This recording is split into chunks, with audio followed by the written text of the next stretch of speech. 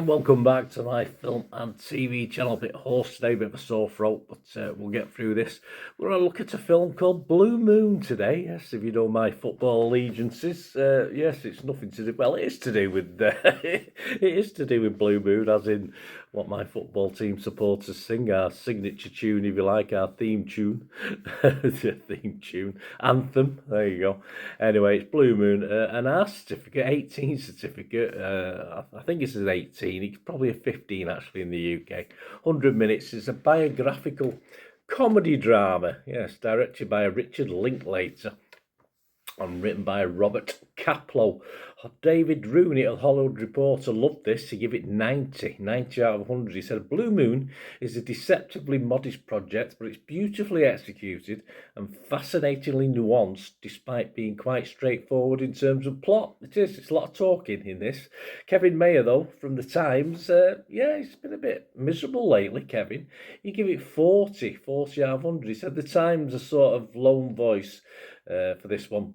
He says, but I don't disagree totally with Kevin. He says, one of the most committed performances of Ethan Hawke's career is cruelly undercut by some ridiculous shrinking tricks in this biopic about the Broadway songwriter Lorenz Hart. Yes, it's very small, like Toulouse-Lautrec, I think, something like that. Right, before we have a quick look at this and see who's nearer the mark with that review, please, if you are new to the channel, if you're with me now, if you can press that like button while you're on, guys, and hopefully carry on watching and enjoying, if you can, guys, this little review. I give other people's opinions and stuff like that as well. That's how I do the reviews I do. So your support is much appreciated. Subscribe if you've not already done so. And of course, if you've got any hype points on YouTube to spread around to me, that'd be wonderful as well. Helps all the algorithms, like hitting that like button does. Helps the algorithms, helps the channel, gets me sort of out there in the ether, gets me better coverage out there where it all matters, as far as what people are watching, etc. So any support, guys, would be helpful. Right, let's get back to talking about this. What's it about? Well, it follows songwriter Lorenz Hart as he reflects on himself on the opening nights of Oklahoma. Oh, Oklahoma weather. Yep, I love one of my favourite films was a kid. I don't mind it now. A new musical by his former colleague, Richard Rodgers. So there you go, that's what it's about. This also stars, as well as Ethan Hawke, Margaret Qualley, Bobby Cannavale and Jonah Leese. It was released in the United States on the 17th of October. I'm doing this review on the 6th of November. So bonfire night's come and gone, but we'll still no doubt have fireworks for the next 5 or 6 weeks to New Year. Anyway, listen, I have to apologise. I mean, of course, Rodgers and Hammerstein, I used to love some of the musicals. And yeah, I had no idea of Rodgers and Hart, to be honest with you. And my apologies, as I say, I do sing Blue Moon on a regular basis. I probably sung it 2 or 3 times last night at the football match. But I had no idea it was Rodgers and Hart number. I just didn't know. I've always took notice of who sings it, who's done various versions of it, but I've never really looked at who wrote it. I might have done and forgot, but so my apologies. I had no idea it was Rodgers and Hart from 1934, I think it was.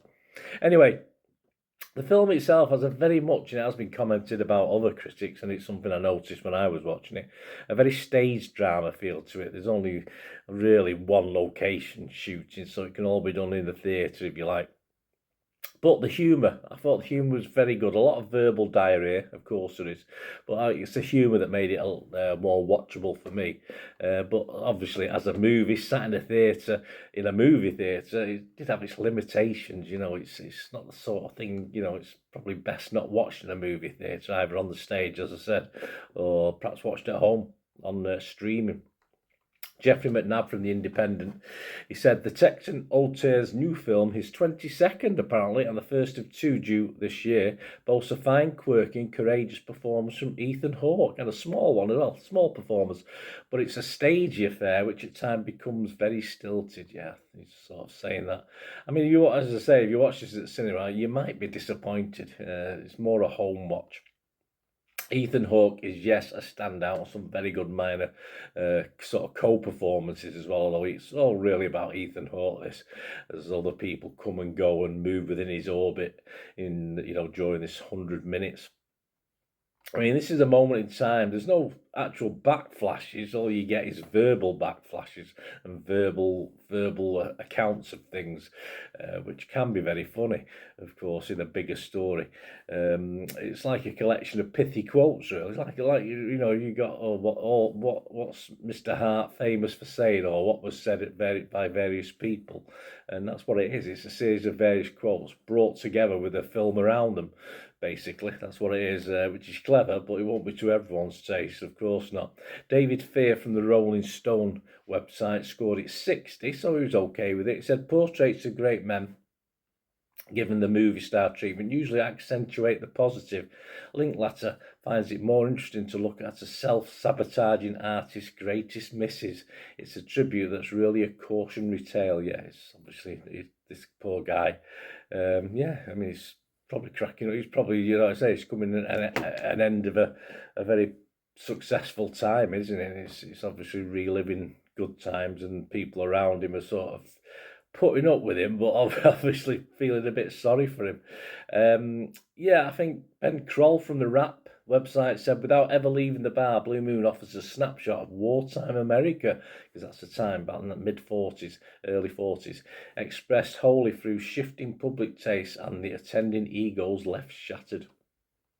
I felt sometimes I was sat there with them in this moment in time. Thankfully, I found it all reasonably interesting. If you don't like what they're talking about, you probably won't. But I say it was a moment in time, and they say the war references and various things at the time. I like period stuff anyway, so I quite enjoyed it. But I wouldn't heartily recommend it to everyone, because it wouldn't be everyone's taste. Let's have a look at some of the scores. Rotten Tomatoes, 164 critics, 147 fresh, and 17 rotten, so pretty dominant. Make that 148 fresh. The consensus of the website, while not the flashiest Richard Linklater film, Blue Moon boasts a wonderful performance by Ethan Hawke, it is, as he embodies a man hanging on by a thread, he is, while the audience hangs on to every word said. Yeah, if you like that sort of thing. Metacritic 79 out of 100, that's based on 37, 34 positive, 3 mixed and no negative. Now I'm going to make that 4 mixed, because I'm generally positive, but as I said, I can't heartily recommend it. So I'll go for mixed, although I'm perhaps being a bit mean there. Rotten Tomatoes audience liked it, 3.9 out of 5. And Internet Movie Database, well, it's all that matters really, doesn't it, what Joe Public think of these sort of things, and there is a market for this style. 3,000 scores and reviews, and it's scoring at 7.3. There you go. So can I recommend it? I give it a 6 out of 10.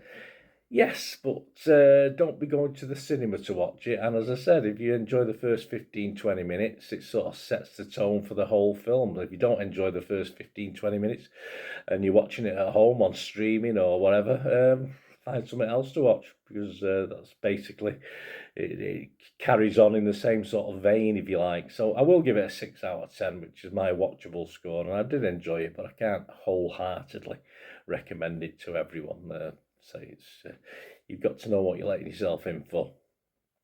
Thanks for watching, guys. Let me know your scores. Let me know your thoughts. It'd be great to have them. And of course, you can contact me through here or my various socials. And of course, if you want a shout out on the channel, or you're interested in sponsoring the channel, all you have to do is keep watching and listening. Hi again, hope you enjoyed the feature, guys. Thanks for watching. Please, if you did enjoy the content, please give us a thumbs up, and if you've not already done so, press that subscribe button. If you've not already subscribed, that'd be wonderful. It's free to subscribe, absolutely free. Also, check out my social media links if you want to follow me on TikTok, Instagram, X, Facebook. They'll all be in the description below. And my special thanks to supporters of the channel, yes, Piat6505, who have an eBay shop selling film and TV memorabilia, including posters, books, magazines. There'll be a link again in the comments section. And if you're into your football, don't forget my football stuff on Manchester City for general football fans, but mainly City fans, of course. Or if you know someone who might enjoy that, give them a kick in my direction. I'll be very, very grateful. And as ever, guys, comments on this feature is wonderful. Anything to do with film and TV is always very, very welcome. It's great to talk film and TV. I thank you guys for your support. Stay safe, everyone.